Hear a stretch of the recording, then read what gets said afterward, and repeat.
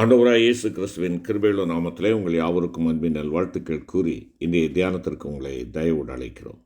இன்றைய தியான பகுதி சங்கீதம் 19 7 முதல் 14 வசனங்கள். 19ஆம் சங்கீதம் 7 முதல் 14 வசனங்கள்.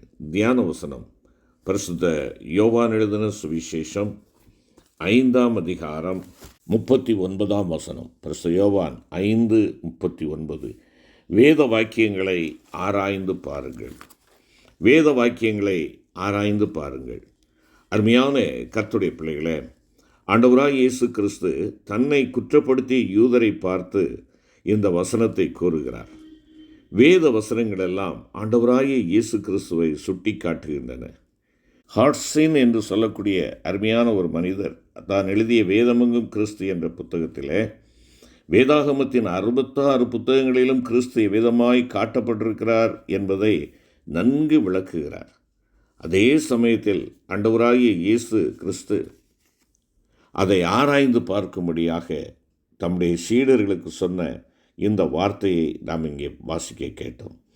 சீடர்களை பார்த்து ஆண்டவர் சொன்னார், எப்பொழுது எம்மாவூருக்கு நேராக போகின்ற பொழுது அங்கே சொன்னார், புத்தியில்லாத மந்த இருதயமுள்ளவர்களே என அழைத்தார். வேதத்தை பார்க்காமல் அதனுடைய மாட்சிமையை தியானிக்காமல் வேதத்தின் மகத்துவத்தை ஆண்டவர் நமக்கு எழுதி கொடுத்திருக்கிறதை அற்பமாய் எண்ணிக்கொண்டு செல்லுகின்ற பொழுது, அருமையான கர்த்தருடைய பிள்ளைகளே, நீங்களும் நானும் ஆண்டவருடைய மகத்துவத்தை இழந்து விடுகிறோம், ஆண்டவருடைய மாட்சிமை இழந்து விடுகிறோம், ஆண்டவருடைய ஐக்கியத்தை இழந்தவர்களாக நாம் காணப்படுகிறோம். இங்கே பைபிள் என்ற ஆங்கில பதத்தினுடைய எழுத்துக்கள் முதல் எழுத்தை பார்ப்போம் என்றால் BIBLE என்று சொல்லி நாம் பார்க்கிறோம். அதன் அடிப்படையில் இன்று நாம் பார்க்கின்ற பொழுது முதலாவதாக வேதமே மிகச்சிறந்த புத்தகம், பெஸ்ட் புக்.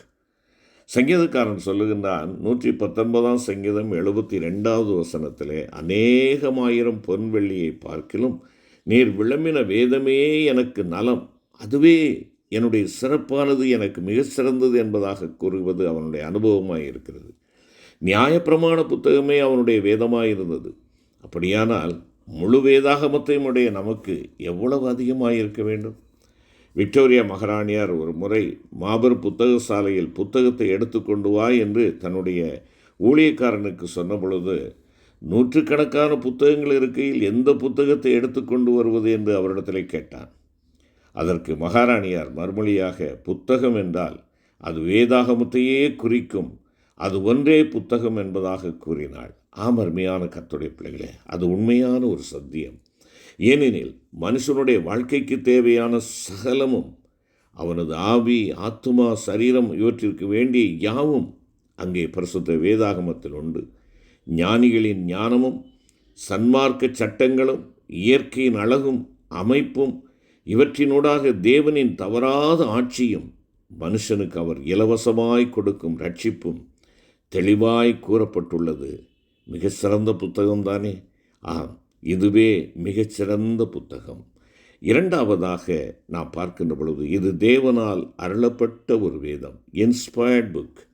வேத வாக்கியங்களெல்லாம் தேவ ஆவியினால் அருளப்பட்டிருக்கிறது. 2 தீமோத்தேயு 3ஆம் அதிகாரம் 16ஆம் வசனம் மற்றும் 2 பேதுரு 1ஆம் அதிகாரம் 21வது வசனத்திலே நாம் பார்க்கிறோம். பற்பல பக்தர்கள் வேதத்தின் பல பாகங்களை எழுதின போதிலும் வேதத்தின் மூல கர்த்தா தேவாதி தேவனே. காலங்களில் தேவன் தமது மனுஷரை ஏவினபடியினால் அவர்கள் எழுதினார்கள். சிலர் நினைப்பது போல பக்தரின் கையை பிடித்து அவர்களை எழுதும்படி சொல்லவில்லை.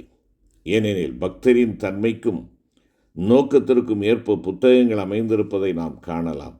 ஆனால் தேவ ஆவியானவர் அவர்களில் கிரியை செய்து நடத்தினார். 66 புத்தகங்களையும் எழுதிய சுமார் 40 மனிதர்களில் அநேகர் ஒருவரையொருவர் அறியாதவர்கள், வெவ்வேறு மொழிக்காரர்கள், வெவ்வேறு நாட்டினராயிருந்தார்கள். சுமார் 1000 வருட காலத்தில் கொஞ்சம் கொஞ்சமாக எழுதி தீர்ந்தது. ஆனால் தேவனுடைய கரம் அவர்கள் எல்லாரோடும் இருந்தபடியால் ஒரே நோக்கம் ஆதி முதல் அந்த வரை அமைந்திருப்பதை நீங்களும் நானும் காண முடியும். இன்று மனுஷர் கண்டுபிடித்திருக்கும் அநேக நூதன காரியங்கள் பூர்வத்திலேயே வேதத்தில் உள்ளன. தீர்க்க தரிசனங்கள் எல்லாம் பல நூற்றாண்டுகளுக்கு முன்பாக எழுதப்பட்டிருந்த போதிலும் ஆண்டவராகிய இயேசு கிறிஸ்துவில் ஆச்சரியமாய் நிறைவேறிற்று. இது எப்படி ஆயிற்று? தேவனால் தான் அல்லவா? ஆம், தேவனுடைய வேதாகமம் தேவனால் அது நமக்கு அருளப்பட்ட ஒன்று என்பதை நீங்களும் நானும் மறந்து போகக்கூடாது. மூன்றாவதாக, இது விசுவாசியின் புத்தகம், பிலீவர்ஸ் புக். வேத புத்தகத்தை உலகத்தின் பல மார்க்கத்தார் வாசித்து வருகிறார்கள். பலரும் ஆராய்ந்து வருகிறார்கள். பற்பல நோக்கத்துடன் வாசித்து வருகின்றார்கள். ஆனால் தேவன் இந்த புத்தகத்தை அருளிய நோக்கம் அவரை விசுவாசிக்கிற பிள்ளைகளில்தான் நிறைவேறுகிறது. இந்த புத்தகத்திலே விஞ்ஞான சாஸ்திரத்தை பற்றி கூறப்பட்ட போதிலும் இது விஞ்ஞான சாஸ்திர புத்தகம் அல்ல. வான சாஸ்திரத்தை பற்றி கூறிய பொழுதும் இது வான சாஸ்திர புத்தகம் அல்ல.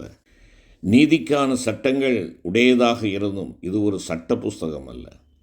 பாவிக்கு தன் நிலைமையை காட்டி தேவனுடைய ரட்சிப்பின் வழி இயேசு கிறிஸ்துவே என கூறுவதுதான் இதனுடைய பிரதான பொருளாகும். விசுவாசி மாத்திரமே இதை கண்டுகொள்ள முடியும். விசுவாசத்தில் உத்தமகுமாரனாகிய தீமோத்தேயு சிறு வயது முதல் வேத எழுத்துக்களை அறிந்திருந்தான். 2 தீமோத்தேயு 3:15 நாம் பார்க்கிறோம். மார்ட்டின் லூத்தர் விசுவாசத்தினால் நீதிமான் பிழைப்பான் என்ற ரோமர் 1:17 என்ற வேத வாக்கியத்தை கண்டு அதை ஆதாரமாக கொண்டு ஆண்டவராகிய தேவனை விசுவாசித்து சீர்திருத்த சபையை ஸ்தாபித்து பரிசுத்த வேதாகமத்தை முக்கியப்படுத்தினார். சடங்காச்சாரத்தை பிரதானமாக கைக்கொள்ளுகின்ற தாய் திருச்சபையானது பரிசுத்த வேதாகமத்தை அந்த நாட்களிலே ஆதாரமாக கொண்டதே இல்லை. விசுவாசிக்கு இது விளக்காகவும் விலையேறப்பெற்ற செல்வமாகவும் இருந்து வந்திருக்கிறது. நான்காவதாக பரிசுத்த வேதாகமத்தை குறித்து பார்ப்போம் என்றால், இது ஜீவ புஸ்தகம். It's a living book. ஜீவ புத்தகம் என்று சொல்லும்போது இரு வகையான அர்த்தங்களை நாம் இங்கே கூறலாம். இந்த புத்தகத்தை அழிக்க வேண்டும் என பல எதிரிகள் கங்கணம் கட்டிய போதிலும் அதை அழிக்க முடியவில்லை. குறிப்பாக தாய் திருச்சபையார் இதை அழித்துவிட எத்தனித்தனர். ஆனால் கூடாது போயிற்று. மேலும் வேத சத்தியங்களை நிராகரிக்கும் பல நவீன கொள்கைகளை நாம் இந்த நாட்களிலே பார்க்கிறோம். ஆனால் தேவன் தம்முடைய வேதமே சத்தியம் என்பதை உலகுக்கு காட்டி வருகிறார். உதாரணமாக ஜலப்பிரளயம், யோனாவின் சரித்திரம், இவைகளெல்லாம் நடைபெறவில்லை என்பதாக நவீன உபதேசக்காரர்கள் சொல்வது உண்டு. ஆனால் பேழை கண்டுபிடிக்கப்பட்டிருக்கிறது. மீன் வயிற்றில் ஜீவனோடு இருந்தவரை குறித்து இன்றும் நாம் கேள்விப்படுகிறோம். பரிசுத்த வேதத்தையோ வேத சத்தியங்களையோ யாராலும் அழிக்க முடியாது. இன்றைக்கு அது ஜீவனுள்ள புத்தகம்.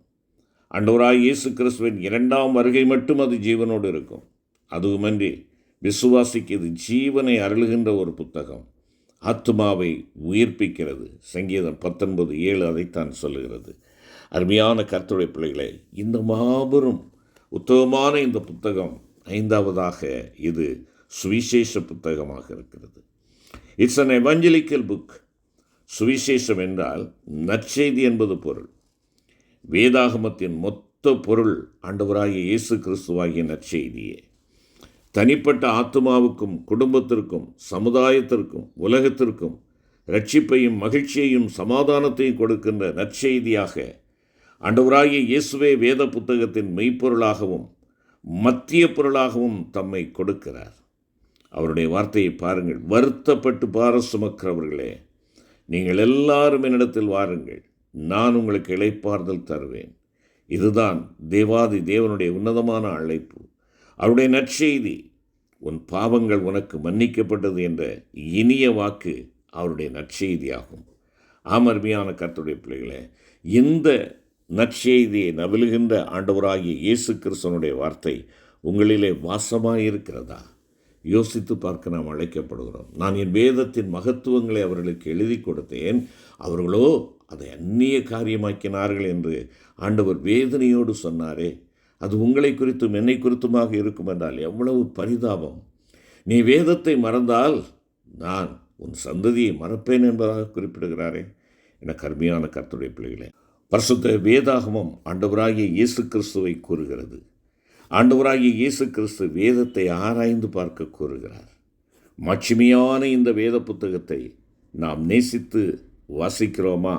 அலமாரியிலே வைத்திருக்கிறோமா? அதை விசுவாசித்து அதன்படி நடக்கும்படியாக நம்முடைய இருதய பலகையிலே எழுதியிருக்கிறோமா? எழுதப்பட்ட வார்த்தைகள் நம்முடைய அலமாரியிலே இருக்கிறதா? ஆண்டவராகிய இயேசு கிறிஸ்துவாகிய நற்செய்தியை ஏற்றுக்கொள்ளாதவர்களுக்கு நீங்களும் நானும் நற்செய்தியாளர்களாக ஆண்டவருடைய சத்திய வார்த்தைகளை கொண்டு செல்கிறவர்களாக இருக்கிறோமா? Bible best book, inspired book, believers book, living book and evangelical book. அருமையான கர்த்தருடைய பிள்ளைகளே, இது நம்முடைய வாழ்விலே ஆமென்றும் ஆமென் என்றும் இருக்க கர்த்தர் கிருபை செய்வாராக. ஜெபிப்போம். கிருபை நிறைந்த அன்பின் தகப்பனே, உம்முடைய சத்திய வசனங்களுக்காக நாங்கள் உமக்கு நன்றி செலுத்துகிறோம் சுவாமி. அவைகளை ஆராய்ந்து பாருங்கள், அவைகளினால் உங்களுக்கு நித்திய ஜீவன் உண்டே என்று நீர் சொல்லியிருக்கிறீர். ஜீவன் கொடுக்கின்ற வாழ்வு தரும் வார்த்தையை நாங்கள் எங்களுடைய வாழ்வின் ஆதாரமாக கொண்டு அந்த வாழ்வு தரும் வார்த்தையை அறிந்திராத மக்களுக்கு நாங்கள் அறிவித்திட ஆண்டவரே, நாங்கள் வாசிக்க தகுந்த நிருபங்களாய் காணப்பட எனக்கும் எங்களுக்கு உதவி செய்யும். எங்கள் ஆண்டவர் இயேசு கிறிஸ்துவின் மூலம் வேண்டிக் கொள்கிறோம் நல்ல பிதாவே. ஆமென்.